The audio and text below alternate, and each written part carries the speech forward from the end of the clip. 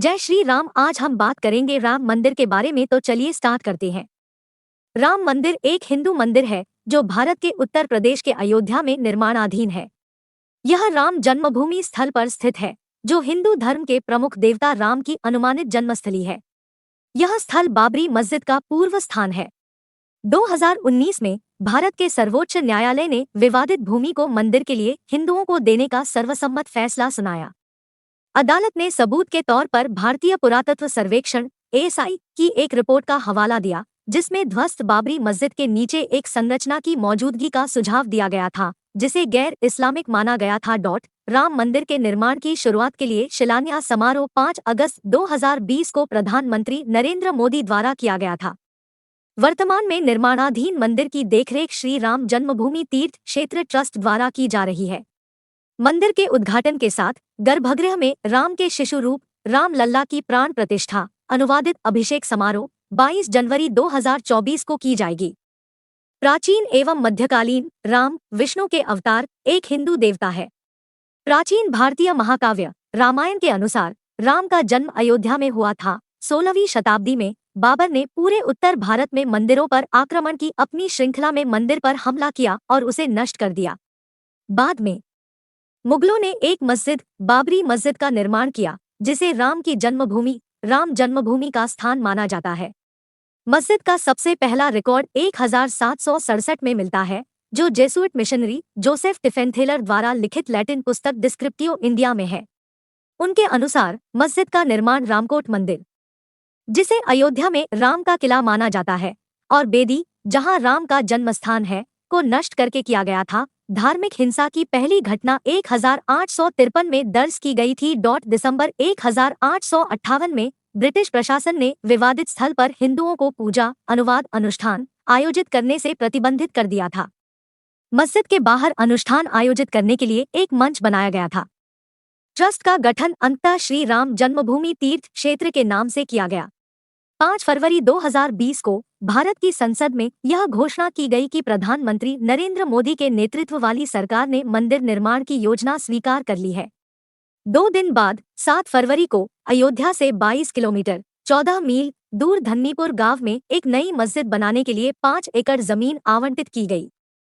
राम मंदिर का मूल डिजाइन 1988 में अहमदाबाद के सोमपुरा परिवार द्वारा तैयार किया गया था। सोमपुरा ने कम से कम 15 पीढ़ियों तक दुनिया भर में 100 से अधिक मंदिरों के डिजाइन में योगदान दिया है, जिसमें सोमनाथ मंदिर भी शामिल है। मंदिर के मुख्य वास्तुकार चंद्रकांत सोमपुरा थे। उनकी सहायता उनके 2 बेटे निखिल सोमपुरा और आशीष सोमपुरा ने की, जो वास्तुकार भी हैं। मूल से कुछ बदलावों के साथ एक नया डिजाइन 2020 में सोमपुरा द्वारा तैयार किया गया था। हिंदू ग्रंथों, वास्तुशास्त्र और शिल्पा शास्त्रों के अनुसार मंदिर 235 फीट 72 मीटर चौड़ा, 360 फीट 110 मीटर लंबा और 161 फीट 49 मीटर ऊंचा होगा। एक बार पूरा होने पर मंदिर परिसर दुनिया का तीसरा सबसे बड़ा हिंदू मंदिर होगा। इसे नागर शैली की वास्तुकला की गुर्जर चालुक्य शैली में डिजाइन किया गया है, जो एक प्रकार की हिंदू मंदिर वास्तुकला है जो मुख्य रूप से उत्तरी भारत में पाई जाती है। प्रस्तावित मंदिर का एक मॉडल 2019 में प्रयाग कुंभ मेले के दौरान प्रदर्शित किया गया था। मंदिर की मुख्य संरचना एक ऊंचे मंच पर बनाई जाएगी और इसमें 3 मंजिलें होंगी।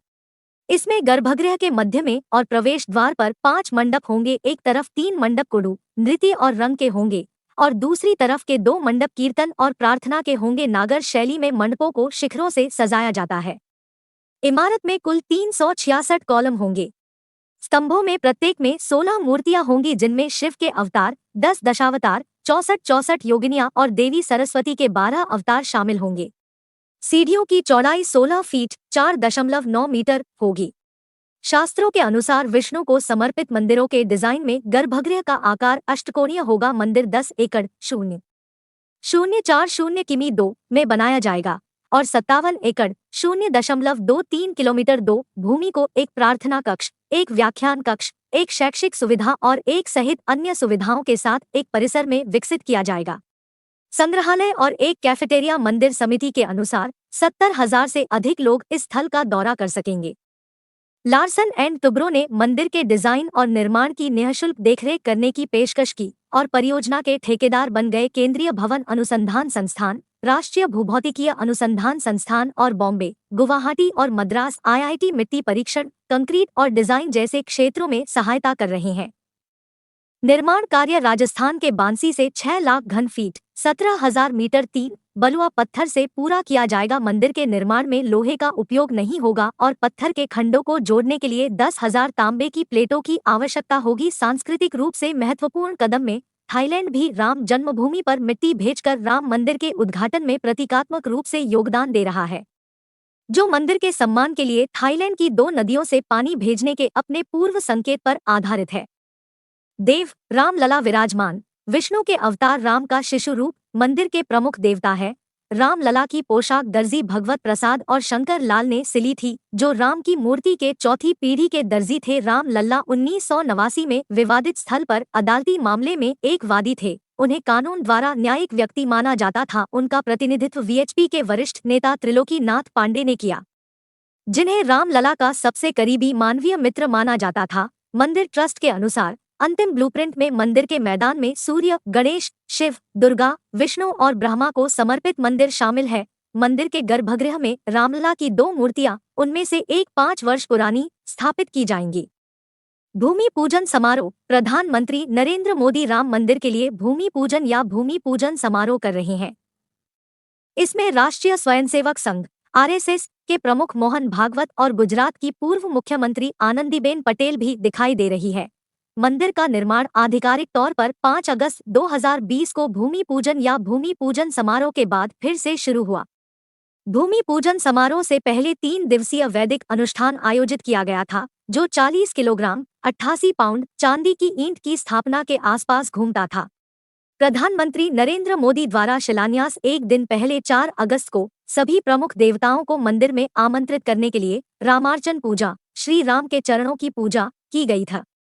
भूमि पूजन के अवसर पर भारत भर के कई धार्मिक स्थानों से मिट्टी और पवित्र जल एकत्र किया गया, जैसे कि प्रयागराज में गंगा, यमुना और सरस्वती नदियों का त्रिवेणी संगम, साथ ही तलकावेरी में अपने उद्गम स्थल कावेरी नदी।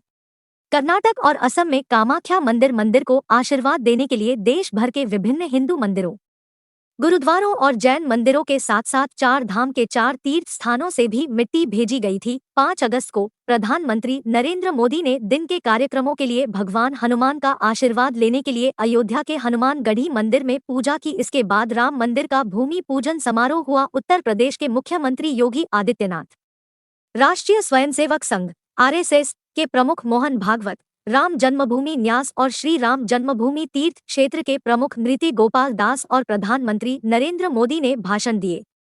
दान। मंदिर ट्रस्ट ने 55 से 600 मिलियन लोगों तक पहुंचने के उद्देश्य से एक राष्ट्रव्यापी जनसंपर्क और योगदान अभियान शुरू करने का निर्णय लिया। 10 रुपए और उससे अधिक का स्वैच्छिक दान स्वीकार किया गया। 1 जनवरी 2021 को पूर्व राष्ट्रपति रामनाथ कोविंद ने 5 लाख रुपए से अधिक का दान देकर राम मंदिर निर्माण के लिए पहला योगदान दिया। इसके बाद देश भर के कई नेताओं और उल्लेखनीय हस्तियों ने इसका अनुसरण किया। अप्रैल 2021 तक पूरे भारत में दान से लगभग 5,000 रुपए एकत्र किए गए। लगभग 1,50,000 विहिप कार्यकर्ताओं ने दान एकत्र करने में भाग लिया। मंदिर ट्रस्ट को मुस्लिम और ईसाई समुदाय के सदस्यों से भी दान मिला। कर्नाटक के पूर्व मुख्यमंत्रियों HD कुमारस्वामी और सिद्धारमैया, जो अब कर्नाटक के वर्तमान मुख्यमंत्री है। Thank you for watching this video. अगर वीडियो अच्छी लगी तो लाइक, कमेंट, सब्सक्राइब कर दीजिए प्लीज।